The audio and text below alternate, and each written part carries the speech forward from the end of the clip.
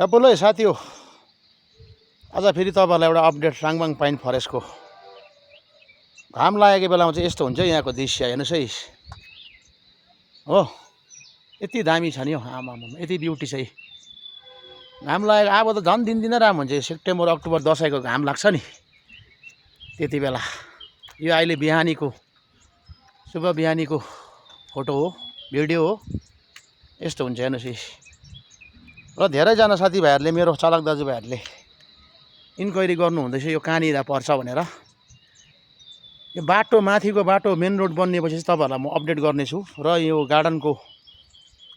गार्डनमा जति पनि प्लान्टेसन गरेको फुलहरू फुलेपछि चाहिँ नि तपाईँहरू पर्यटक अथवा लोकल मानिसहरू पनि आउन सक्नुहुन्छ। धेरै दिन लाग्दैन, अब यो चाँडै प्रमोट हुँदैछ। यही हो अरिजिनल भन्नुपर्दा चाहिँ राङभाङ पाइन फरेस्ट।